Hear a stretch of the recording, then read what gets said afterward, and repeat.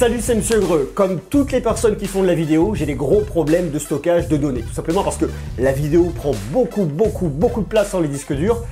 Et il y a un moment, bon, il faut savoir un peu où la stocker. Donc quand on m'a proposé de tester un NAS, je me suis dit, ok, why not, mais c'est quoi un NAS? Parce que je n'ai pas un expert là-dedans. D'ailleurs, je ne suis toujours pas. Parce que moi, jusqu'à présent, quand je sauvegardais, j'avais ce matos-là et ce matos-là. Autant vous dire qu'il y en a plein d'entre vous qui vont se marrer. Stocker toute ta vidéo là-dedans, c'est bien, mais c'est un peu léger. Et Synology m'a proposé une solution intéressante qui se situe dans ce carton-là. Donc on va faire une vidéo où on va regarder le DS218 Plus de Synology. On va l'ouvrir, on va regarder s'il est bien, on va le tester et au final, je vous dirai si je suis prêt à adopter cette solution et passer de mon petit stockage format mini et pas hyper optimisé à ça. On y va tout de suite.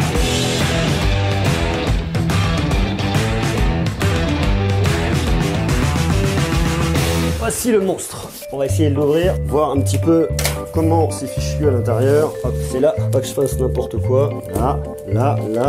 Ok, quelque chose prêt. Comment ça s'ouvre ce truc? Ah, lâche. Alors, qu'avons-nous ici? Disk Station DS218 Plus 2B. Synology High Performance Always Accessible NAS Server. Et ça, ça c'est autre chose. On va regarder ce qu'il y a là-dedans. Wow. Iron Wolf, 12 Tera. Donc j'en ai un, j'en ai deux. Ici, Disk Station. Qu'avons-nous? Manie ça avec beaucoup de précautions dans une espèce de petite chaussette. Alors, on ouvre Synology. Ça a de la gueule, ça a vraiment de la gueule. Hein. Alors, comment ça fonctionne? Là, à l'arrière, j'ai de la connectique. USB, LAN, alimentation, eSATA, un bouton pour l'allumer. J'ai toutes mes infos de réseau, disque 1, disque 2. Ok, et là, je viens insérer mes disques directement ici. Oh, génial. Top. Bon alors, si je comprends bien comment ça marche. Ici, je dois mettre mon disque dur. Mon disque, je glisse à l'intérieur. Normalement, je dois pas être trop mal. Je suis en face, je clipse d'un côté et de l'autre. Et je pense que je le mets dans le rack. Deuxième. Et je le mets dans le rack. Et là, il est connecté. Ça pèse beaucoup plus lourd. Donc là, j'ai deux disques durs de 12 Tera directement dans mon rack. Maintenant, il me reste plus qu'à le brancher. Je dois avoir des câbles, prise Ethernet pour me connecter au réseau. Et là, j'ai ma prise là. Ouf, voilà. Donc, il n'y a plus qu'à essayer. Et une fois que j'ai tout mis dans mon rack là, je remets mon petit capot sur le devant. C'est tout beau, tout joli, tout mignon. Par contre, ici, j'ai pas de prise Ethernet. Donc, on va changer de crèmerie. Là, changement de crèmerie. Alors, je me suis positionné dans un autre bureau. J'ai ici mon Synology qui est branché directement sur une prise électrique, tranquillement. Et de l'autre côté, la prise Ethernet pour le brancher à mon réseau. Ça fonctionne plutôt pas mal. Voilà, je dois reconnaître que sur le bureau, ça prend pas trop de place. À côté de mon ordi, ça va, c'est pas mal. Maintenant, point un tout petit peu négatif de cette bête, c'est qu'elle fait quand même un peu de bruit. On entend un petit souffle, c'est assez léger. Par contre, dès que je vais me connecter dessus tout de suite, ça va ronfler un petit peu plus. À côté de ça, ce truc est vraiment super parce qu'on le configure très facilement. La prise en main, elle est super simple. Et d'un point de vue logiciel, c'est top. Je vais vous montrer. Là, je suis connecté directement à mon serveur en local, en Wi-Fi, donc je peux le stocker où je veux. J'ai accès à tout. Ce qui est super bien, c'est que là, j'ai une espèce de centre de paquets. C'est comme des applications qui sont préinstallées. Il y en a qui sont préinstallées, il y en a que je peux installer. Je peux faire pas mal de choses avec. Donc moi, ce que j'ai déjà installé dans ma machine, j'ai toute la gestion de l'audio, Audio Station que je peux ensuite retrouver sur mon portable, la gestion de mes fichiers. J'ai un PHP 7, bon, ouais, ok. Des moments, c'est pour retrouver un peu vos photos et vos éléments en fonction des moments. Photo Station, pareil pour gérer vos photos à distance, gérer la vidéo.